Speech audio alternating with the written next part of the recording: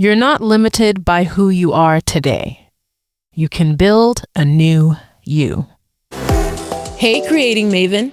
I'm Joy Spencer, your Reframe specialist, with one important message. Your real work? It's not your job or your career.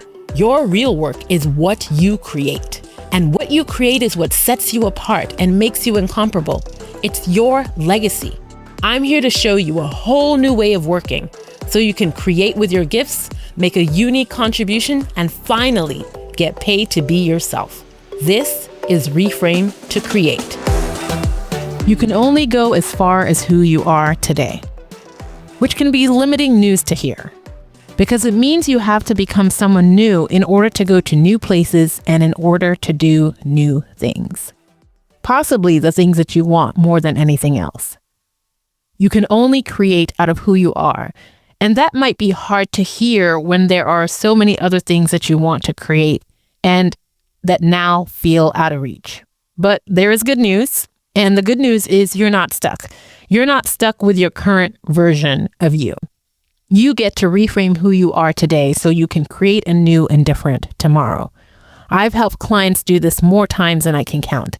It's the essence of what it means to be a coach. It's what coaching is, helping people to reframe, helping people to examine the frames that they're in, the narratives that are running their lives, and to bring them back to choice, to bring them back to the reality that they get to choose whether they stay in those frames or not.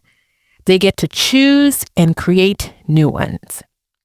My clients come in thinking that they are one way and that they are capable of one thing. And by the time we're done, they are breaking those frames and stepping into new versions of themselves. And when people can create new frames to reframe their current narrative, they're able to create and innovate in new ways. They're able to change what's possible.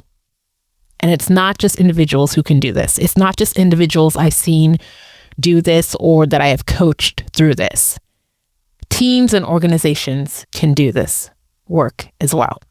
That means there's hope not just for you, but for your team, your movement, your organization. Today, I'm diving into part 3 of a 3-part conversation that I kicked off in episode 123, What You Won't See Will Kill You.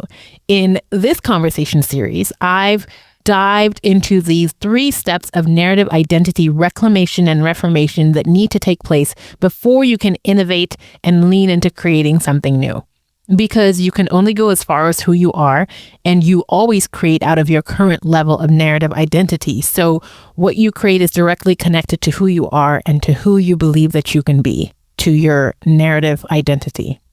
And a reframed narrative identity comes after you've done the earlier work of first revealing your existing narrative identity, which we did in episode 123, and then the work to dig for treasure and suss out what is life-giving in your narrative identity that you want to keep, which we did in episode 124.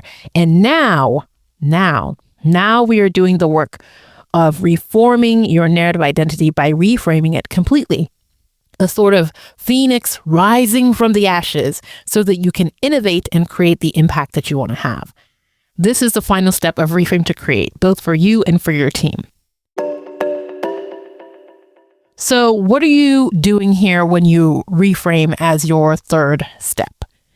This is where you come up with a clear, short phrase that is your rallying cry, your mantra. It's the phrase that reminds you of who you are and the parts of you that are life-giving and that you'll lean into. Whenever your team gets lost, or especially when a new team member joins, this makes it easy for everyone to get realigned and back on track. This is the cohesive narrative identity that helps you to get the power that you need to lean into, that clearly points you to who you are and what you are going to create together. This isn't a step you can just jump into, by the way. And I've seen teams make that mistake and try to do it. The first 2 steps that I talked about in the previous episodes are critical, and they don't just lead up to this step. They are the narrative materials that you need in order to reframe in this step. If you haven't done or don't want to do steps 1 and 2, then just forget this part. You're just throwing words on a page if you do it, and you're just wasting your time because it won't do you any good. And that's the difference between a process and a product. Most of the time, people are so focused on a product and the final result that they fail to realize that that product isn't a standalone. It's a result of a process that it went through before that to get to where it is. And this is like that. The product of getting to a final result doesn't live in a vacuum and must come through the process of transformation that your team goes through because of taking steps 1 and 2 together. Not the leadership team coming up with it and then passing it down, but the entire team coming through this together. So once you've done that, those first steps, you're ready for this. This is the phrase your team needs to fill in the blanks on. You ready? Here it is. We are ... and we believe ... and we belong to ...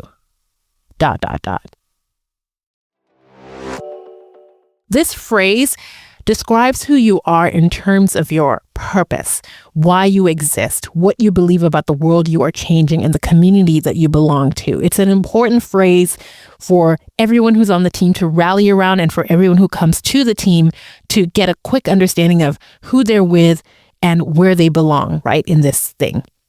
If your team can create a phrase that succinctly describes this, you have the reframe you need to carry you forward. The we are, and we believe, and we belong to.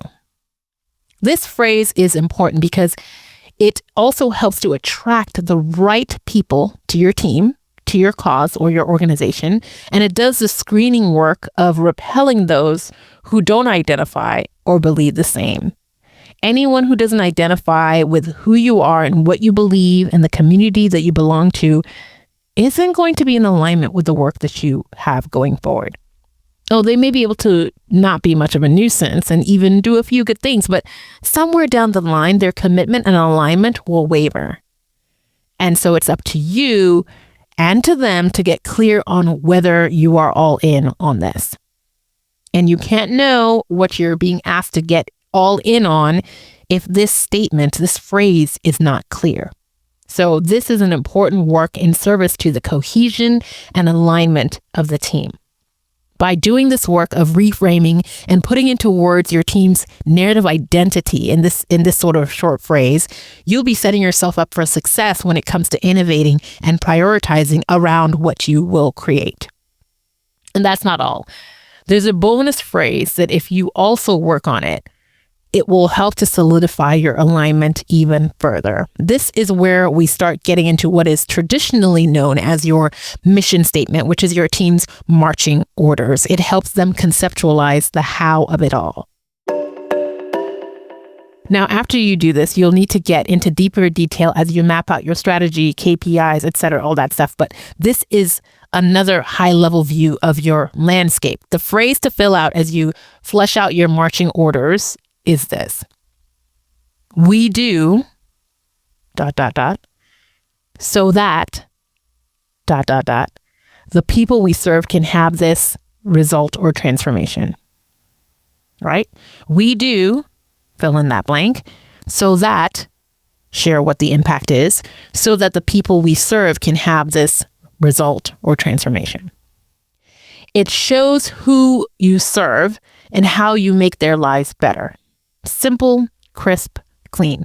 Again, this also helps you to attract the right people who will get on board and do the things that you say that you guys do, because they also want to serve and see the transformation in the people who you serve. They can get behind your narrative identity, which was the first phrase, and also what you want to do and what you want to create because of it, which is the second phrase. If you get here with your team, you've made it. You set yourself up for maximum creating power so that you can have the impact that you want to have together. It doesn't mean you'll be perfect, but it means you have the thing that will help you get you back on track quickly and realigned when things are off. It means you will have gotten rid of shadow narratives getting in your way, and you would have plugged the holes in the bucket that were draining the focus and sustainability out of your team and out of your strategy planning sessions, your goal setting sessions, and all of your work, in fact. Now you can move forward in confidence, knowing everyone is aligned and geared up for maximum creating momentum. And doesn't that sound amazing? Isn't your team, and aren't those who you're here to serve and what you want to achieve worth the effort and work that it takes to get to this point? I think they are. So it's a wrap. This is the end of this 3-part conversation series designed to help your team get unstuck and out of misalignment so you can create the positive impact you're here to create. I've taken you through reveal, then reclaim, and now reframe so that you can create. All the things that you want to create, all the impact that you want to have is on the other side of this work. And I'm here to help guide you through it to the other side. Send me an email at joy@reframetocreate.com with the subject narrative identity so that we can start this work to help you reveal, reclaim, and reframe your team's narrative identity so you can create the impact that you really want to and are ready to have. It's time to reframe to create. See you soon, Creating Maven, and remember to ask, what will we create?